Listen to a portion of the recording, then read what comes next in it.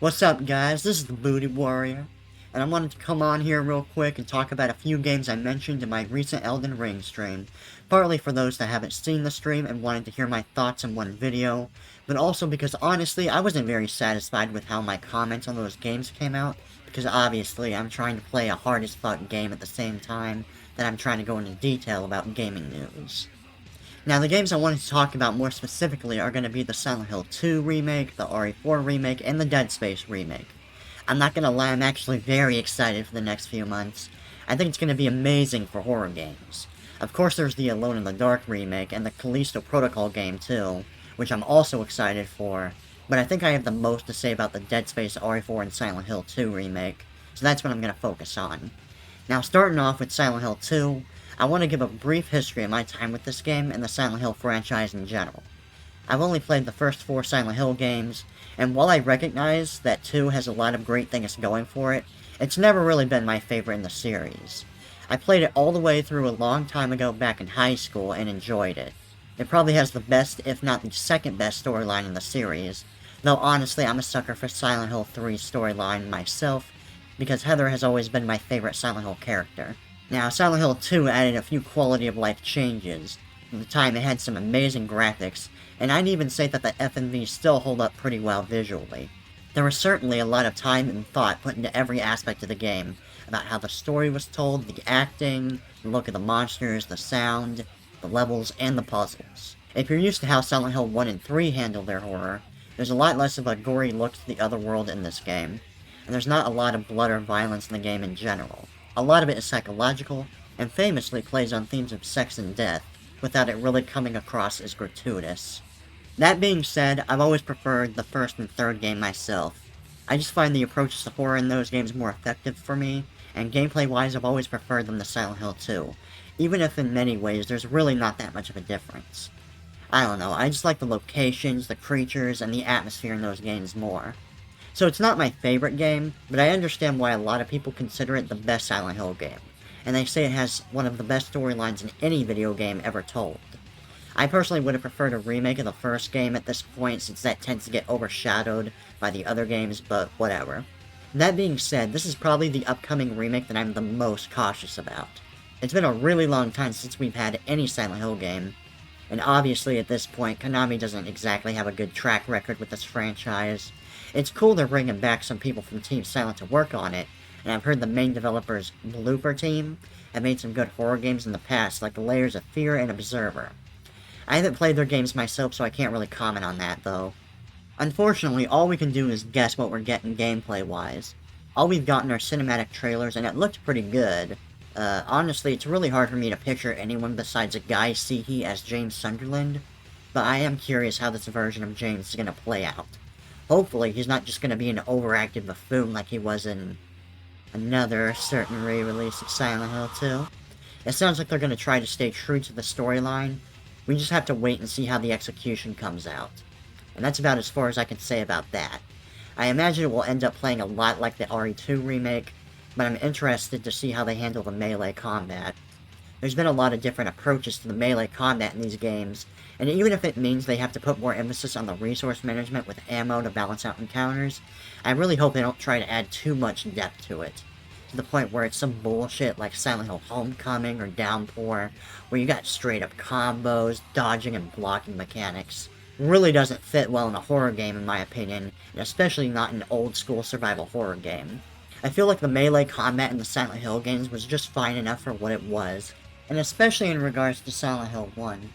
Now, I don't know if you guys have played a game called Siren before. I have played it on camera in the past, but it was a third-person horror stealth game with a combat system that worked pretty much exactly like Silent Hill 1. In fact, it was made by some of the same developers as well. The Silent Hill 1 combat engine was very simplistic. You got a few different weapons like the knife, the pipe, an axe, and the hammer. They all had their own feel and their own strengths and weaknesses that had subtle effects on the combat that gave them their own identity. Some weapons were so heavy you couldn't move while attacking with them, but dealt a lot of damage. And some of them were weak, but let you move backwards and kite out enemies with heavy attacks, just as an example. A lot of the combat was about timing, filling out the range of each weapon, and figuring out when you could and couldn't stagger enemies. Now, obviously, it wasn't a perfectly balanced system in Silent Hill 1, Some weapons were so OP that by the time you got them, that's all you use for melee combat, but the principle is there regardless. It wasn't a particularly deep system, all things considered, but it was good enough to be fun and actually take some modicum of skill to pull off, without taking damage. So if this remake of Silent Hill 2 ends up doing something like that, that's what I prefer the most.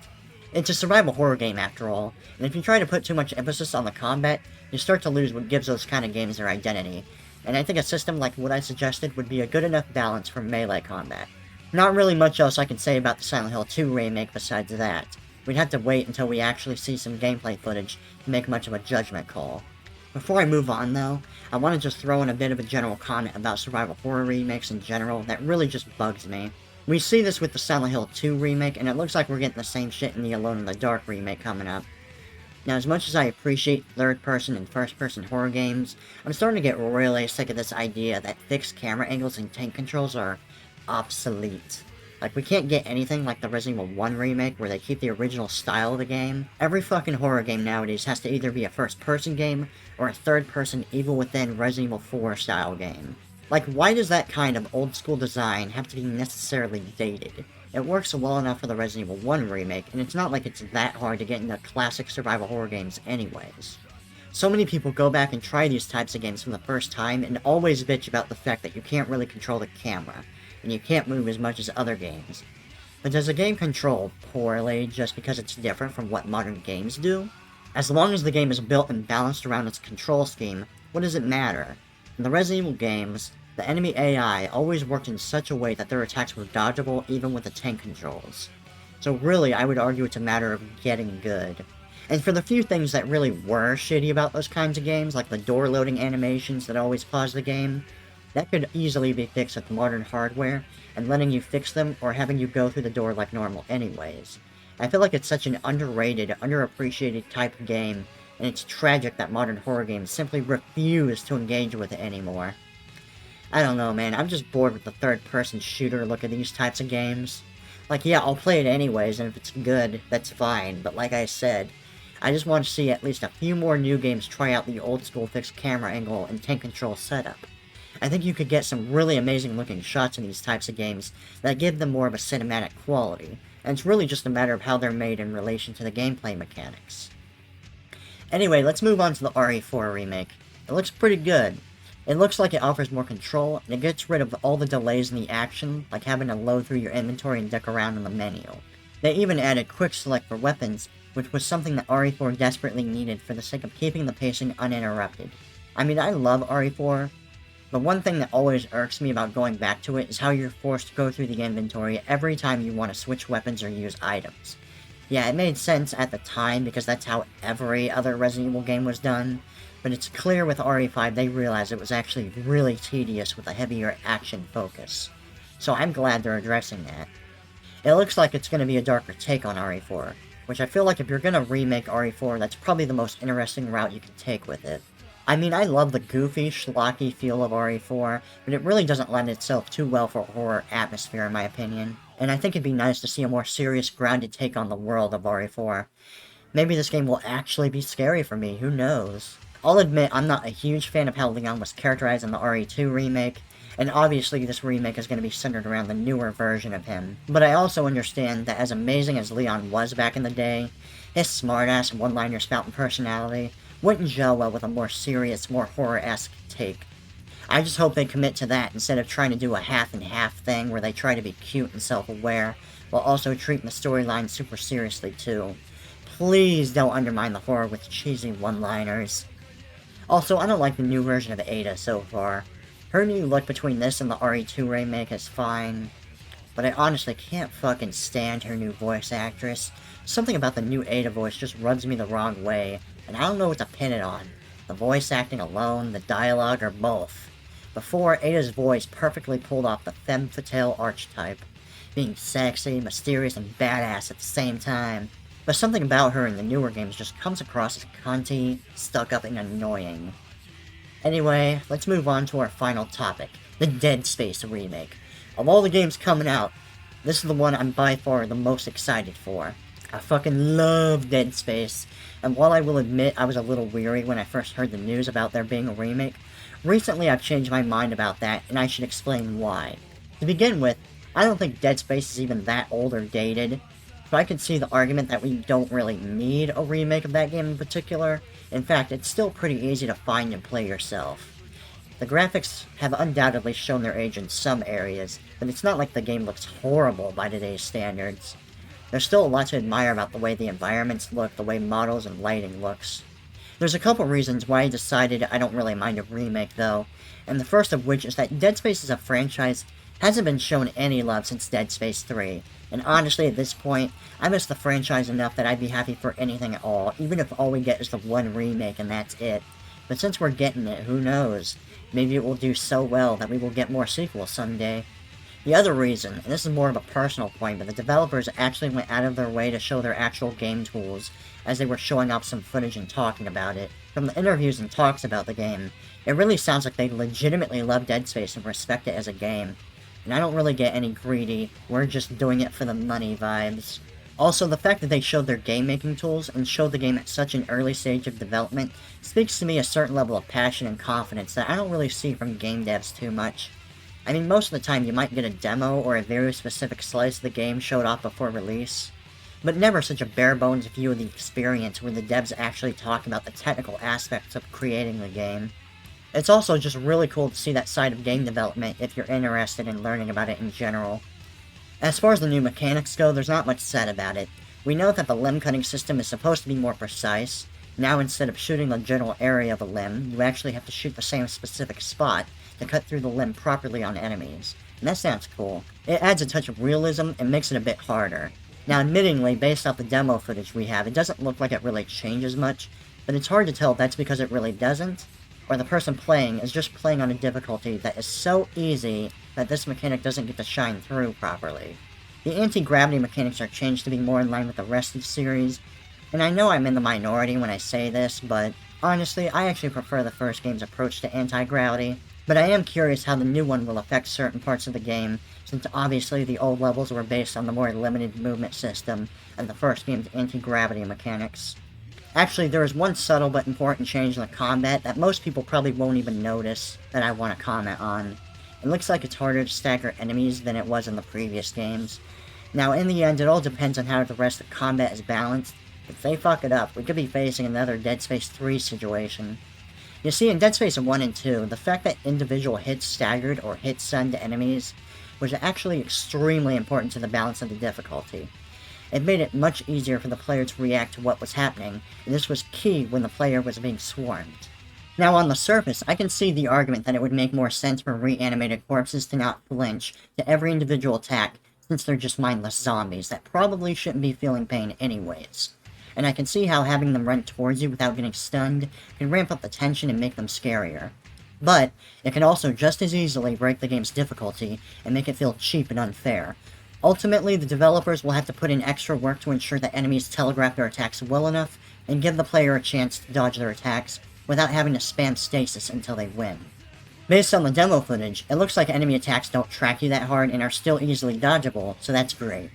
Storyline-wise, I didn't see any red flags in the footage they showed, but I will say I'm not a fan of Hammond being way younger. I suppose it doesn't really matter if they maintain his personality, though. As for Kendra, in the original, she's just an annoying bitch that whines and complains about everything as soon as the first thing goes wrong. I mean, even other characters get annoyed by her presence. And by the time the twist happens, the game is all like, oh yeah, remember this annoying cunt you had to deal with the entire game? She's the bad guy, by the way. And it's like, yeah, couldn't have possibly seen that coming. Really looking forward to how she's handled.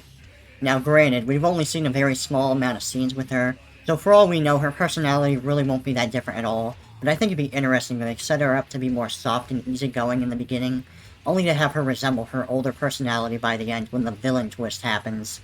Maybe show more hints of her manipulating things behind the scenes, to give her more of a presence as a villain. As far as Isaac goes, I'm actually excited they brought back Gunnar Wright, and I'm excited to see how his journey will be in the remake.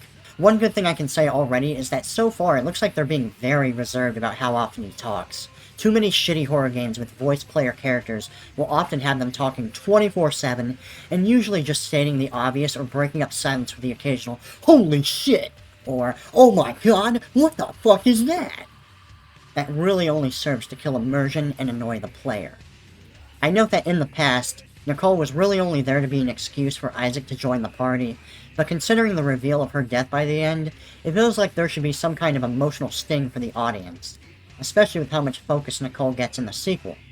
The thing is, you rarely ever have any interactions with Nicole aside from the totally not hallucinations, and you don't really get a chance to get to know her or care about her and Isaac's relationship. I mean, it'd be difficult considering she is long dead by the time the adventure begins, but maybe they could work in some history about her and Isaac through the marker's hallucinations, or have it so that there was some drama between them before the events of the game that weighs on Isaac's mind. Other than that, I suspect that the story will play out in much the same way and hit similar beats to the first game. One noticeable difference in the footage I saw was that it looks like this game will have more of a reliance on cutscenes instead of having things play out in real time in front of the player during gameplay. A perfect example of that is how the captain's infection happens in the remake. It looks fine for what it is, and I don't think it will ultimately change much about the game, but I appreciate it just as a way to spice up the experience. I just hope they put in enough new content to justify the price of admission. I know some people complain when a remake strays from the original, but personally, I actually prefer when they offer different experiences, because when it's just the same exact game with updated graphics, it's just like at that point, who gives a fuck? I might as well play the old version if it's going to be largely the same experience. I mean, paying for improved frame rates, a la Demon's Souls remake, is one thing, but are we so obsessed with graphics that we're willing to pay $70 just for a game to look prettier? I already know the story will play out a little differently, at least in delivery, but I hope we can get some new enemy types too. Hell, maybe even some cut content. I heard the writers are going to try to tie it in more to the continuity of the newer games. What exactly that means I'm not too sure, but I'm sure we'll be getting some Brethren mood references at the very least. As far as issues, I have one minor point, but it's hard to say for sure until I play the game myself. But from what I can see in the demo footage all over the internet, it looks like now some lockers require extra security level cards to unlock. This could potentially railroad the player into more specific paths for the sake of efficiency that undermine the non-linear progression of Dead Space 1. Like typically in the first game, any locker that's blue can be opened at any point, and whenever there were branching paths in the levels that let you go to every objective in any order you wanted, there was no particular reason to go to any specific path first or last. It was entirely up to the player, with little to no trade-offs. But with this, if you need a security card to open certain lockers, you might be forced to go to a specific part of the map that has the card, just to avoid some annoying backtracking later, so you can get all the loot that you can. Then again, I suppose it could result in a bit of a Metroidvania-style map, where the player is actually rewarded and incentivized to go back to previous parts of the map without having to for the sake of the narrative.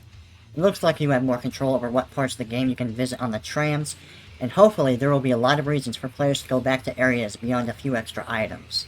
I saw a prompt about side objectives in the demos, so the game might even have straight-up side quests in the style of Dead Space 3. Now, this is another personal point, but I think it would be very nice if the game tried to be more of a classic survival horror game, with more of an emphasis on resource management and picking and choosing your fights. Generally, the Dead Space games are first and foremost action third-person shooters, built around the assumption that you will kill everything you come across to progress. Technically, you can run past some enemies. In fact, there are events placed all over the game for enemies to chase you through if you try to run past them into later or even previous rooms. Technically, every enemy in Dead Space is a Nemesis-style enemy that can chase you across the map, provided you don't go into a central hub area. But players are unlikely to even notice this, let alone get value out of it, because the game isn't really built for it. I always thought it'd be cool if Dead Space was built in a similar vein as games like Resident Evil 1 anyways, where you had to really take in and understand the maps and plan out routes, and strategize your approach to certain objectives. The best part of survival horror is knowing when and how to use your resources, whether it be healing items or ammo. But in Dead Space, it's fundamentally about emptying rooms of enemies, so that you can go into another room and empty it of enemies, etc., etc. The game's economy is built around it too. If you're good enough, you don't even have to use any other weapons, or even upgrade your weapons, at least in the first game. You are also unlikely to run into many resource problems, since the game's adaptive difficulty is holding your hand the entire time. I mean, like I said, I love the combat of Dead Space, but if you're gonna do a remake of it, you might as well experiment and offer people a different type of experience from the original to justify the cost. But really, expecting them to go that far in redesigning the core of the game is just a pipe dream at this point, and there's already plenty of reason to assume it will be made the same way as every other Dead Space game. But yeah, in conclusion, I think that's all I have left to say about these games. Really looking forward to seeing how they play out, and I'm curious to hear what y'all have to say about your own impressions of some of the games going forward. Anyways, peace, this is Bootie signing off.